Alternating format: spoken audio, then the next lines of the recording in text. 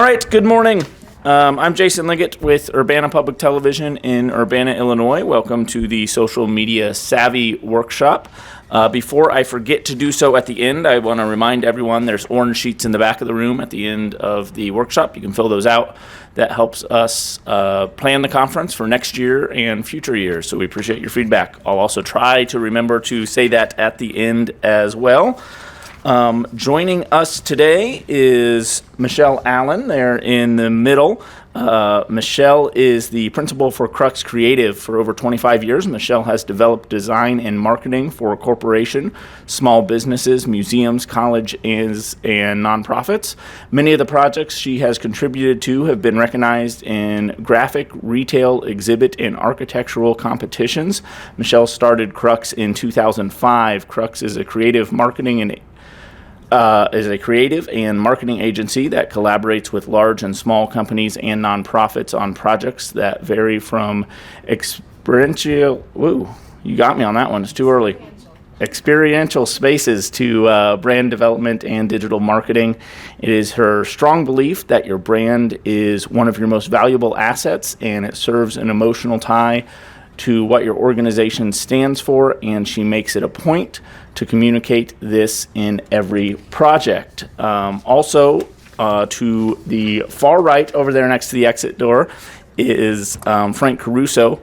Some of you may know Frank. He is the social media producer for Oregon Community Access and creates original broadcasts that include our very own Happening Now, This Will Happen Again, as well as a weekly Sunday show titled Oregon Life.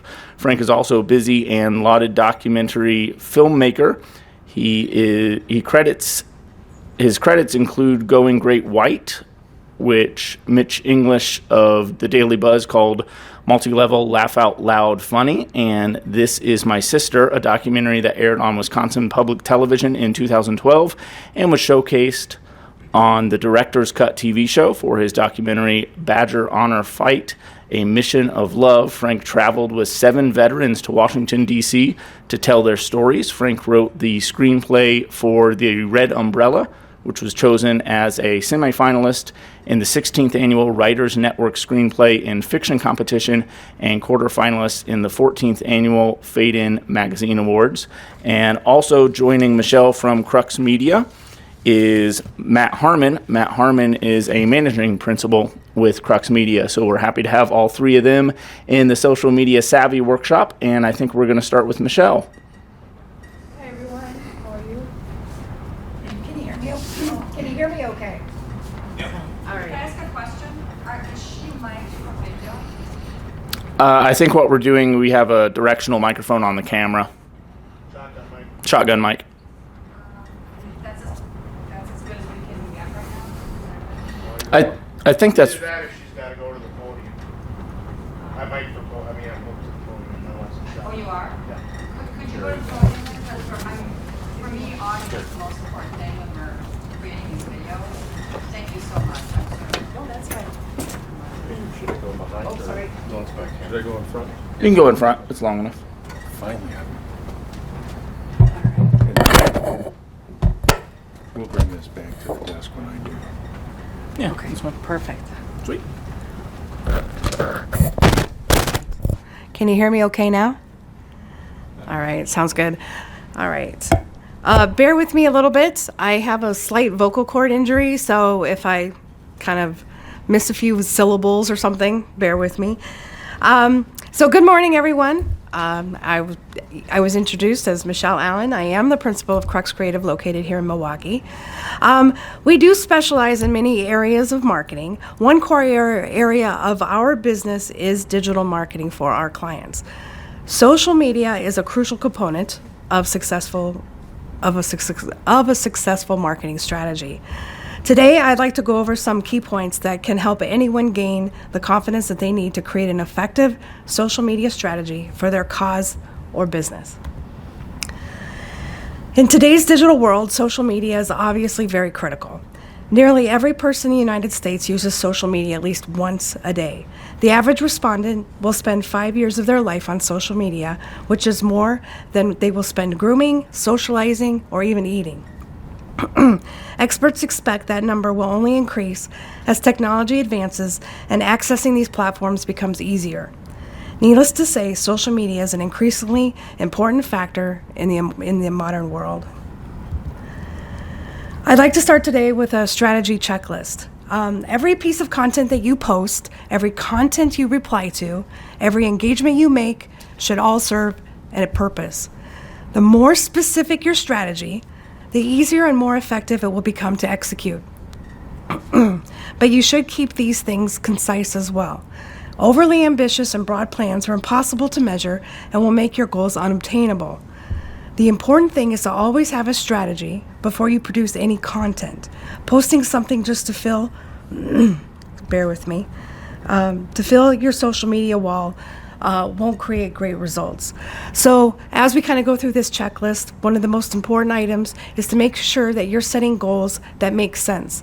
So if you dive into a social media strategy with the expectation to post 2 times a day, one time a day, to, 2 or 3 times a week, and you're not successfully meeting that goal, it's important to revise that and set that goal so something that is realistic. Also, we're going to go over the researching your target audience and their social media behaviors, identifying the most important metrics, creating engaging social content, adjust content to be relevant and timely, and bring in other departments to collaborate if you have that option.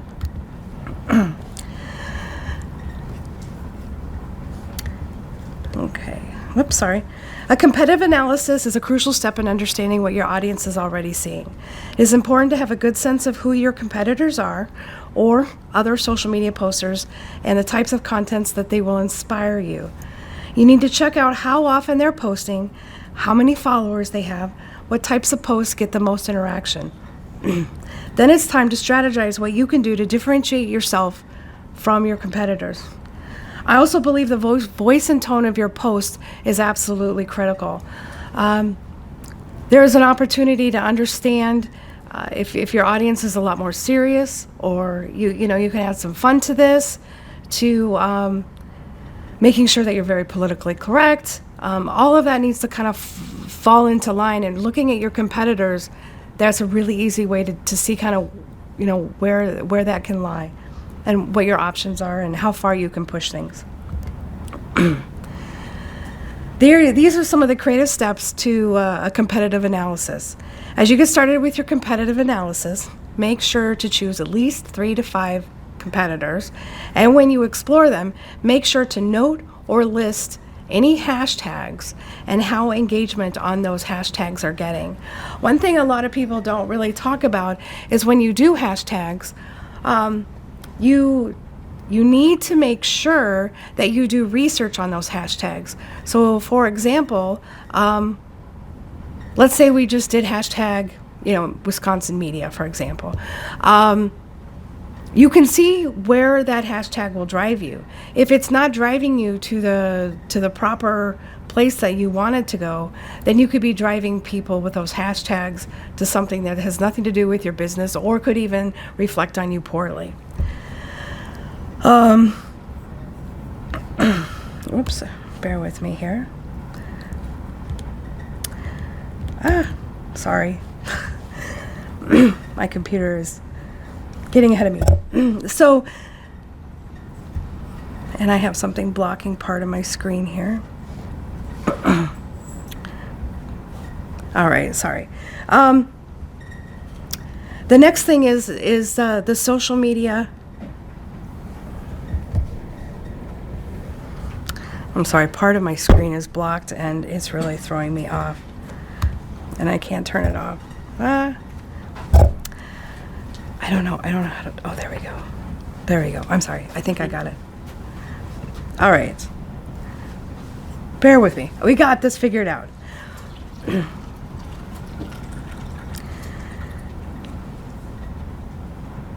So the next part of this is making sure that you check how often your competitors are posting. Also, are you serious? I really lost myself here.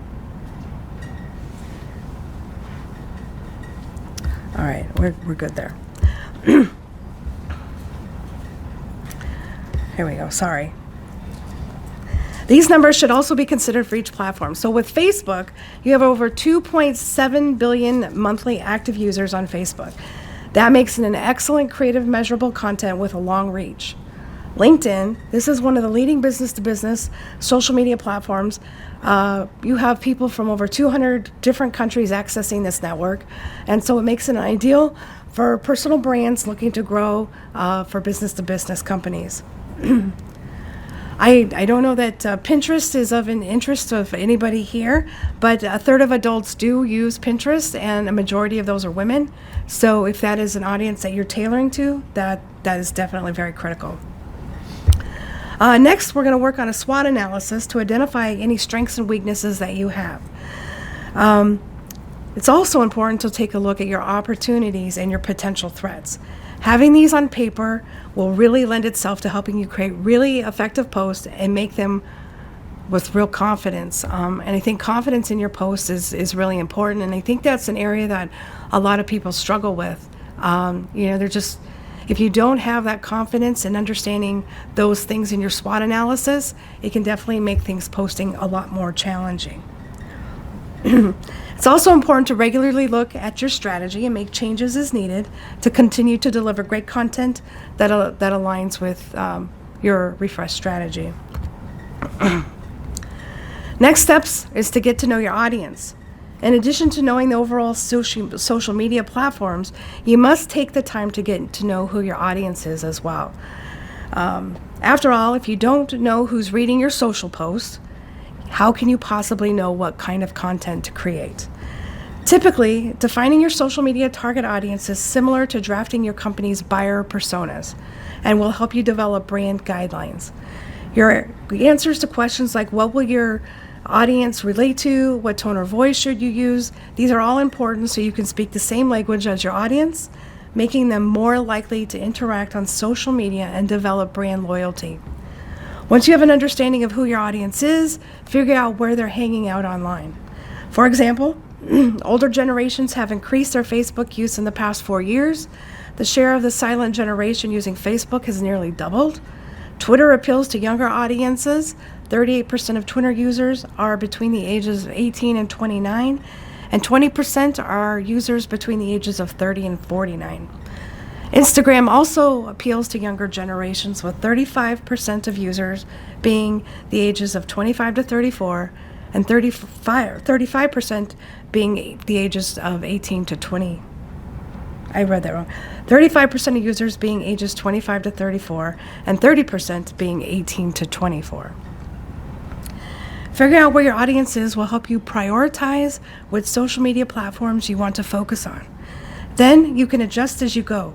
For instance, if a post works well on one platform but not on the other, you can adapt your social media strategy around that. There's definitely going to be some trial and error as you kind of go forward with your strategy. It's never a one-size-fits-all and out the door you go. It is always a constant adjustment. Now, the next step to a content calendar for social media is really focusing on staying organized. Maintaining a social media calendar lets you plan ahead. You're able to batch your work, avoid multitasking, and note down all of your creative brainwaves for later. I highly suggest having a notebook that's easily in hand, and you see something on another platform, or you just have something that comes to mind, write it down. You can always use some of those ideas for later as you start planning your post. Consistently showing up in your audience feed is the key to engaging them on social media. Consistency is critical.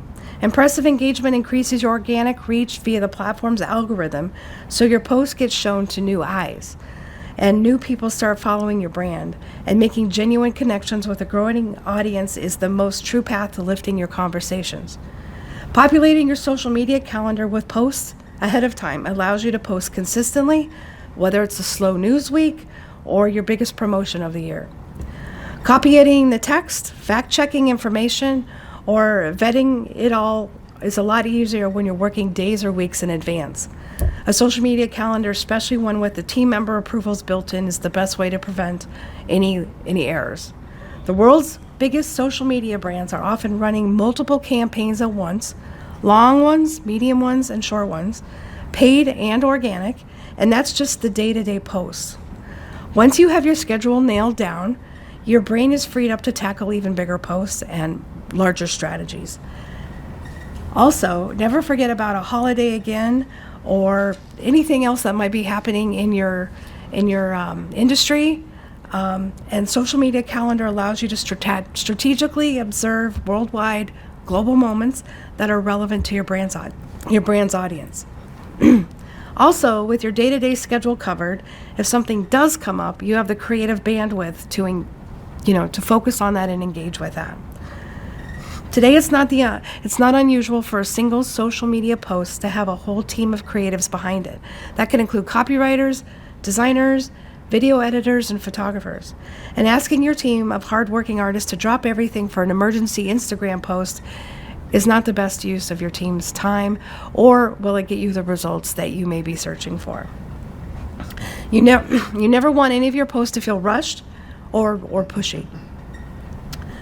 A social media calendar helps you allocate your assets, both human and digital. So it's best to give your team breathing room for you all to reflect and do your best work. And a long-term vision means you're pushing a consistent brand voice and content that supports your marketing goals. Next steps is always auditing your results. After investing time and money into a proper strategy, you need to be able to determine if all that hard work has paid off. Developing a clear picture of your current social media efforts will let you identify areas for improvement, for opportunities, and for new efforts. An audit is key to fine-tuning your content strategy and maximizing your ROI. Start with a social media audit template. There are several of them out there. They're available for free online. I sometimes suggest that maybe you download a few of them and see which works best for your goals. Budget some dedicated time to go through each of your social assets, then refresh your social strategy with the best information. Boosting and promoting posts. I know that's a question that a lot of people ask us, is what's the difference between boosting a post and more of, like, let's say, a Facebook ad. With 2.74 million monthly active users, Facebook is by far the largest social network. Yet within that huge potential audience, it can sometimes feel tricky to find your target market. Using the Facebook Boost post, it is the simplest way to expand your reach with just a few clicks and a small investment. You know that your potential fans and customers are on Facebook. Facebook Boost can help you reach them. Boosting posts that are already seeing engagement. We highly recommend that before you boost a post, make sure that you're already seeing a little bit of engagement on that. When you do that and you see those comments, that's a clue the content resonates with your existing audience. It is also a signal you might be onto something worth sharing with a broader crowd. Boosting a post that's already got likes and comments also serves as a form of social proof for your brand. People learning about your brand for the first time may be more likely to trust your content if they see plenty of existing engagement from others already. You can find out which organic posts are performing the best, and they are therefore worthy of a boost, by checking analytics on the Insights tab for your Facebook business page. Regular Facebook ads offer more options. If boosting a Facebook post supports your desired objectives, it is a fast and easy way to promote your business. However, sometimes you need something that has a more complicated strategy or an audience, and you need to make changes to define that a little bit more closely. If you do regular ads, take the time to really focus in on the audience, on the advanced audience features and the benefits of that. As you start publishing consistently, you may realize that it's still taking time to sit down and manually publish your posts. This is especially true if you're working with some high volume feeds. In that case, we recommend a calendar that also has a scheduling function. There are many options out there. Most are paid versions. Here at Crux, we use SEMrush and Hootsuite for ourselves and for our clients. I appreciate your time today and hope that I've helped encourage some confidence into all of you to post consistently, post with confidence, and let me know if I can answer any questions. And I apologize for my voice. You're good. Thank you very much.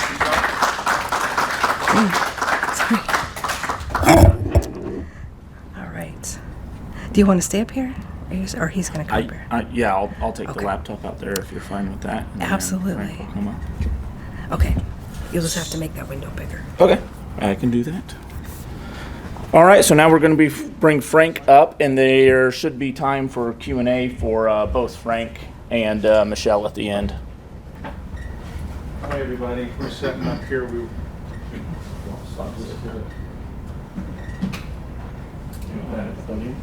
Yeah, I don't think that was set up there. I just wanted to talk about it. We're already up there. Let's go to YouTube here.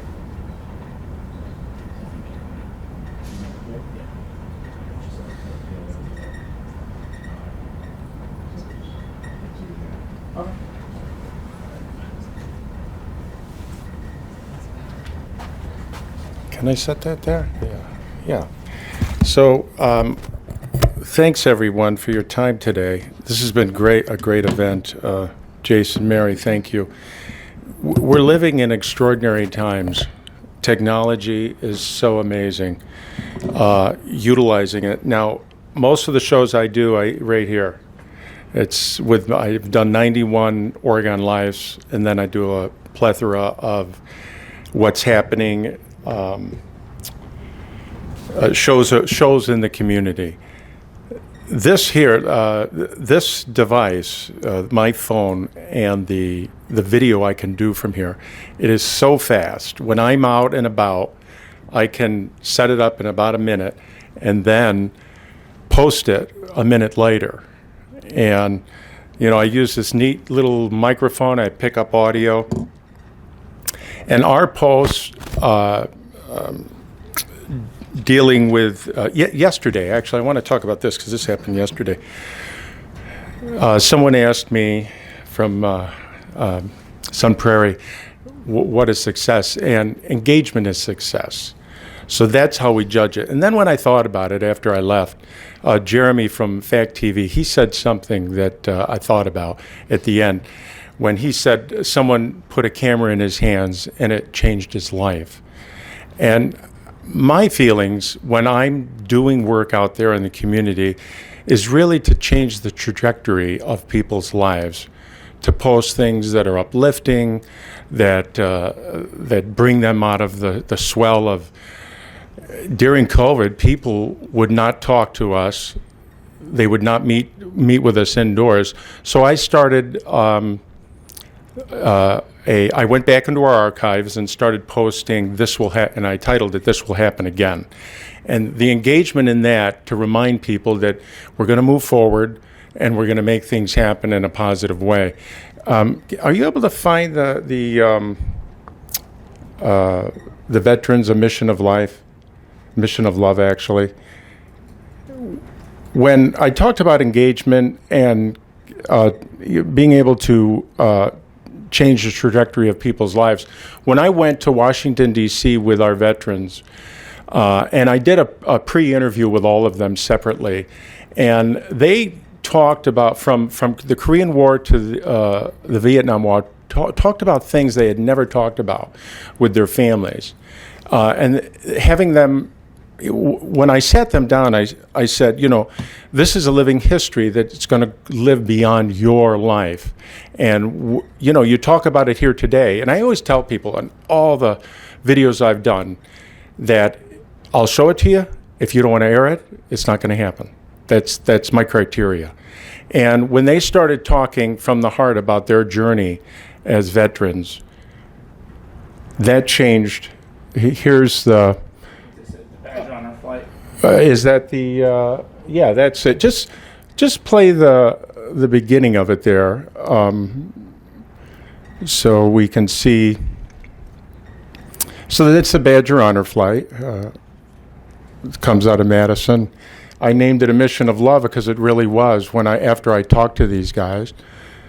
This is Kelvin. Now I followed these guys. Do we have audio? A little bit. So when I'm at the airport, I'm filming with my camera and with my cell phone, and using B-roll here, of course. The day when I finished it and showed it to all the veterans and their families, of course there wasn't a dry eye in the room, and you don't have to play any more of that, but that is changing lives. For me, when I post things, when you start to change lives with posts that are informative, that the gentleman talked about emotion, there's nothing wrong with emotion. Those are things that are essential to, I think, to our well-being and to promote our social media. Beyond the engagement, when you post things that are important to the community and engaging them, go back to the YouTube video, and we'll talk about this again and getting not that, but just we'll go back to some of the Oregon Life things. So when I interview young people, they all have a phone, so setting up a camera is not a big deal to them, and they start to talk. Now during COVID, I interviewed a young man, Dakota Brown, who's 16 years old, 16. And he happens to live in Deerfield, but he goes to school in Oregon. During COVID, he was remote. So he talked about being remote and how it literally excelled his learning of what he wants to do. And he is a champion blue ribbon cattle raiser throughout the country, and he's 16 years old. Is this... Oh, this is the Dakota Brown. So this is the old beginning to Oregon Life that we created. These are just some of there's Dakota right there. Well, he talks about it right there. Again, I sit down, I say, just talk, always speak from the heart, because that's the most important thing in story. The story tells us where we're going to end up, all of us. So, Jason, you can pause that. About a month and a half ago, I interviewed Craig Culver. We're getting a Culver's in Oregon. It's going to be a corporate center. It'll be the new model for Culver's 2022 going forward for all of them built. So when I showed up, he thought I was a newspaper reporter. He only had OCA Media.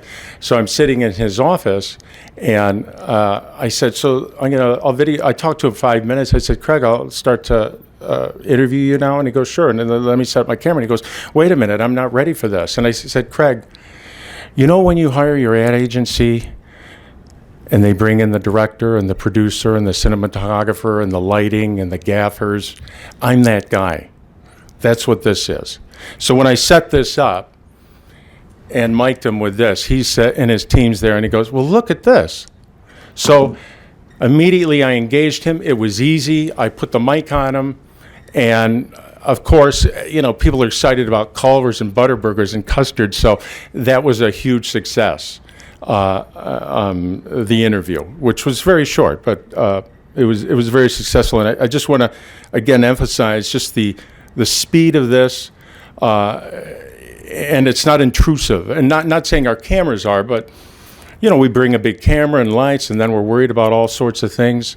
This happens really quick.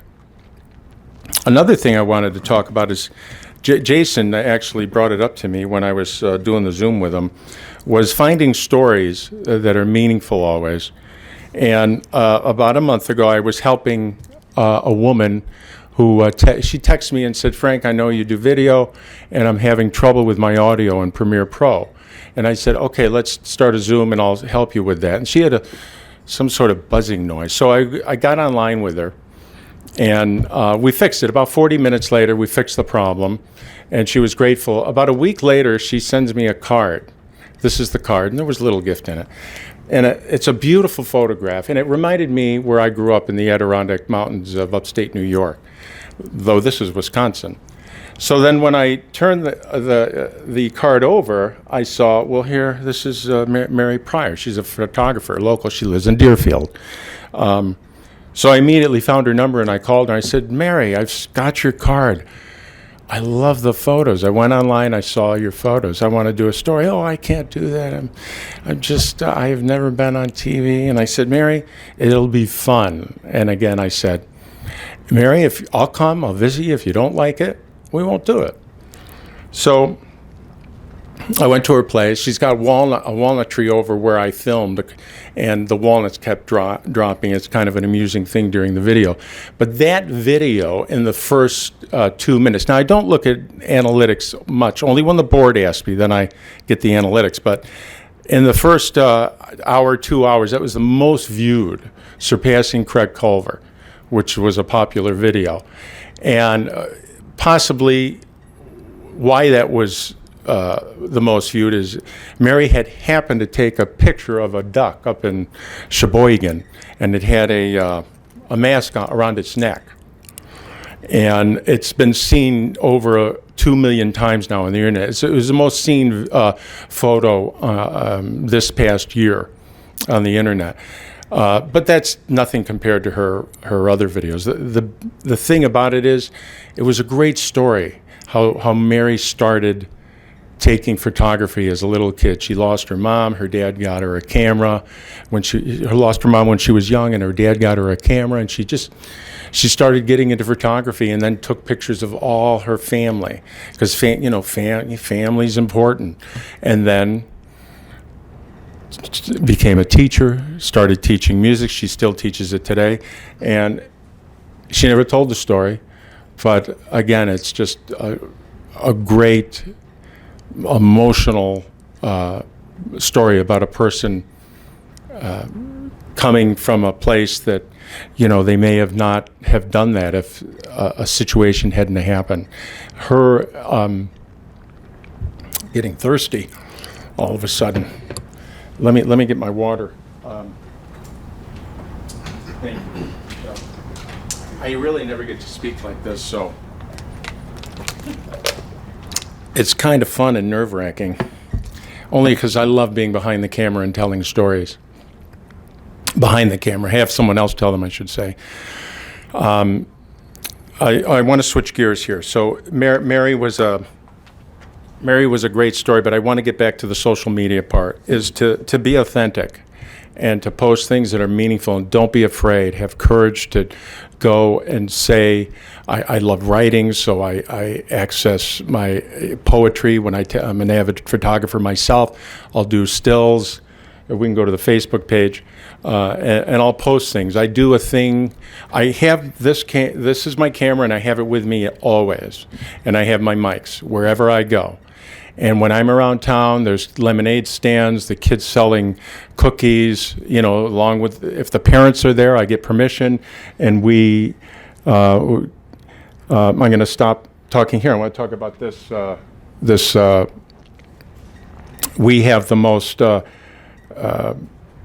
solar net zero building. We did a tour of it inside and out. This is from the architects. So I'm constantly searching online, and I happened to find that on the Bree Architect site that day and posted it, and people have enjoyed that immensely. We'll go a little more here.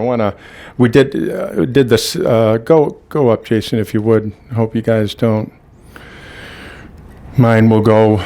We're engaged. Other people have talked about being engaged with the community, and being engaged with and having relationships with our government, our police, our fire, our library, our pool. Yeah, right there. So we did the splash pad. They're trying to raise money. Did a little video, and did a police video farther down. We did that with I'll do a Good Morning Oregon, and I'll have a video. This is a scene. This is actually a still, incredible sunrise. And then I happen to put music to that when I'm testing things out. I'll go around the school, like here at the bottom with the volleyballs, and I'll see we have our branding, OCA Media, there on the ball. I'll post things like that. our very own is another little segment where I'll go out and showcase people. This is I'm jumping around. I love jumping around, non sequiturs. This is a great series. It's on flipping homes and remodeling homes. We're moving into the third part to this in the next 2 weeks. But I was in a supermarket. I was in our local supermarket, and Kevin there, he approached me, he says, hey, this is what I do. Can you do anything? I said, what are you doing now? And I went to the house and did it. Now, I'm there in Oregon. When I go out, when I leave my wife, and I'm going to the store, she knows I'm going to be gone for an hour. If you were with me, when I walk around, I am stopped constantly at the grocery store, at the coffee shop. Hey, what about this? Do this, library. So I know in the time, and I love that engagement. I love storytelling. I love stories. It helps me. Let's keep. So I had an extra shirt and I put it on the chair there in the cafeteria. We'll go the one we had the big win, the book sale. It's really about being authentic and engaging with the community time and time again. The power of social media, never make a mistake. It's phenomenal. I'm excited to be alive in this time. Maybe I would have been excited 100 years ago. I don't know. Too cold. But I am so excited with technology and what social media does. This is something, now this is outside of the boundary a little bit, but this is a Facebook post that happened a couple years ago. And it has nothing to do with what I do, but it really represents the power of social media. And this is particularly on Facebook. Now, there's a country western singer. His name is L.V. Shane. And he wrote a song called My Boy. And he wrote the song because he's a stepdad to this boy. And someone sent him a Facebook post, and it reads this: I don't have a stepson. I have a son that was born before I met him. He ends up writing this song. It's been shared millions of times on the internet, this song. And it's been shared, not the song, but the fathers, the stepdads playing it to their stepchildren. And they're sitting there and they're listening to it. Every take is emotional. So popular that he made a version called My Girl. Now that is powerful stuff. Do we do things like that? Yeah, we do. We don't have millions of followers, but we have quality followers, people that do engage with us and showcase that by Oregon Life, for instance. We didn't solicit this. I've done 51 shows now, Oregon Life, which, by the way, any of those shows could be national shows. I mean, they're about people and the things that people go through and their journeys, their entrepreneurialism. Another 16-year-old has an online, he's 16. These kids are amazing. At 16, what was it? He sells clothes online, sneakers online, electric guitars online. He has a clothing line. He'll exceed $100,000 this year in sales. 16 years old. Next week, I found another young kid. He's in Ethiopia. He's 11 years old when this started. Now, 11 years old, being in Ethiopia and trying to be adopted is nearly impossible if you know anything about adoption. But a family in Oregon adopted him. He's now 18 years old, and 3 weeks ago, he broke the 30-year-old school record in cross country. It was funny, when I started the story on him and found out about him, I was filming him, and two of the runners took off. They're way down the path, and then he took off, and he passed them. And I said to myself, the meet at Janesville where he broke the record, I'm heading over to Janesville. So that morning I got there. I don't know if you guys have been to a meet, but there are tens of thousands of people out there. So when I got him running, and I didn't know he was going to break the record. I had a feeling because of his speed. But he broke the record. I got it on film, thank goodness. I'm excited about that. That's coming up. So I've got to interview him, and it's called Behind the Running.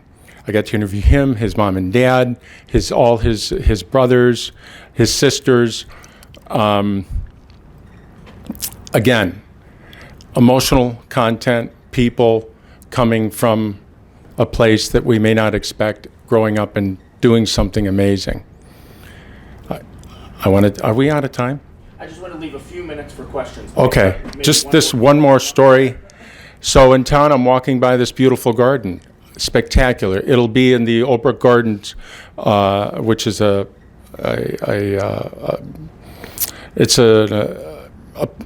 they showcase garden walks.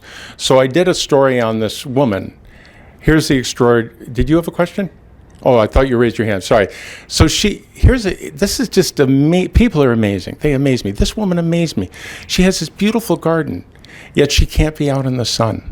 She does something that is dangerous to her health, but she goes out there at night and gardens.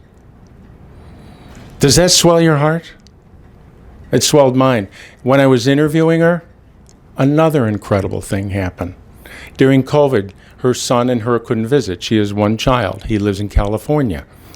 So they get on the internet, on Facebook, and share a meal together.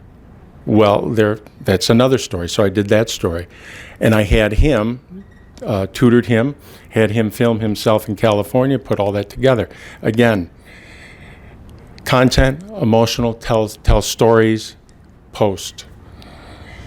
You're one post away from success. That's all I got for you now.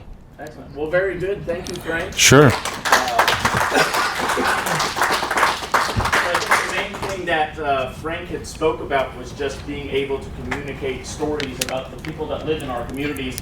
And I can tell that you're very active on your Facebook page, and I know you're a part-time employee, and I was wondering if you could just touch on what your workload is like, how often you work. Are you just out producing and then you post, or how does that work? Okay.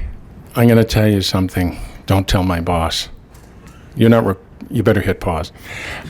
I love this. As a little kid, telling stories, I'd run up to my mom's bed and I would tell her stories when she was sleeping. I am part-time, and I get paid for a few hours, but if I see a story, if I'm out there, I tell it. I don't, I'll go to Janesville. I'm not getting paid for that. I don't care. I love the story, and I'll chase the story until my death, until I leave this earth.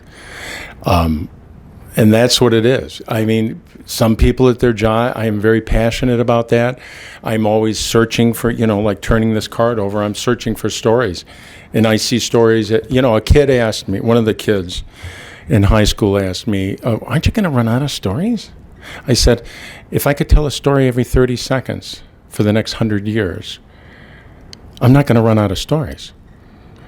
Talking to a lot of people last night, phenomenal stories. It's how you look at them and how you approach them. But I love telling stories. So we're part-time, but we still get the work done. I am extremely organized, though. I am 2 months out and projecting what I am going to produce.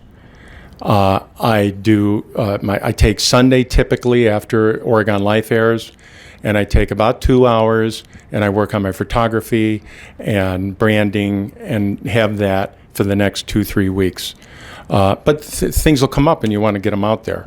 But I am extremely organized. I was telling Jason, I get up about 4 a.m. every day to start the day and move through things. But that's me. I'm not running out of steam as I age. It seems so I'm excelled more, maybe because I have a shorter lifespan now. I don't know. On that note, we'll open it up for any more questions for either Michele or Frank. Yeah, go ahead, Jeff. I have a question for Frank. Sure. Mike. How often do you do an Oregon Live? Every week. And then do you give these to Paul to air on TV, or do you not even care? Oh yeah, I care. Though we don't know what they're looking at. But every week I have it. Usually this is my Thursday and Friday are my finishing product day to go over the video again and again and again and look at it. Of course, spelling of names, you want that. Color correction, audio. Try to get the best audio when you're out there recording. But every week I do it, and then I send it to TelView remotely, load that up, and then I always do a 17-second or a 22-second ad for it on Wednesday. And then they take it from TelView and air it on TV that night, typically at 7:30. But mine airs every Sunday morning at 9 a.m., and I don't miss it. What's the microphone you use? It looks like a Rode. Oh, it's great. This is so amazing. I've had people about 300 feet away and pick up audio. When I have two, now this is an older version. I was talking to a gentleman earlier today. They got a newer version, which gives you the ability to have two mics.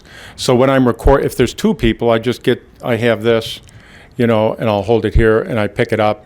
And if in post I've got to fix something, I will. But typically I make sure it's all clean before I air it. But this is great. This particular one's $199, and it's quick. Boom. When I put it on Craig, we were ready to go. He was like shocked that there was no lights, no cameras. So we did that quick. So that's the road. Michele. Yeah. At the very end, you said you have two programs that you use to distribute content. One was Hootsuite and those other ones? The other one is SEMrush. It's also a platform that helps you with keywords for websites and other things, and it happens to have a social media calendar. So since we do a lot of that for companies, SEO, we'll use that. And is there any of them, because I'm sure these cost money, right? Is there any any of them that actually are free? Because I know there's maybe one or two. Doesn't Hootsuite have a free component? that's right. They used to, at least. Okay, They yeah. do or they did. And I think we have a couple platforms on that. But then, yeah, everything's kind of going up in price. Nothing's real free too much anymore, especially if you have several platforms. But you just have to kind of search. A lot of times when I have to try to find something like that, I'll be like, 2021 best app for, low cost social media calendar. That kind of thing. And I really liked what he happened to say about how he plans 2 months in advance. So you can see where that calendar and that planning is very critical. So we have reached the end of our time here. One more question? One more question, just for you, Jeff. Thank you, Mr. Toilet Man. That was my nickname before I worked on that. No, that's right. Michele, one thing I struggle with all the time is just knowing how well we're doing. I mean, I'm sure you hear that all the time. It's easy to post, but how successful are you really being? You mentioned something about a social media audit template. So would you recommend that over just looking at your own insights on Facebook? And what templates would you recommend? There's a lot of several free ones out there. Some of them will just ask you questions and kind of, have you check things off to make sure that you're kind of really looking at things. But you can also look at insights. If insights kind of tell you what you're wanting to see, then fantastic. I don't think they are. It is telling me what I want to see, which is why I'm interested in another template. So. If you have a card or anything, give it to me, and I can send you one that we use. Okay. All right, excellent. Thanks, everyone. To fill out the orange form in the back of the room and turn that in. That helps us plan.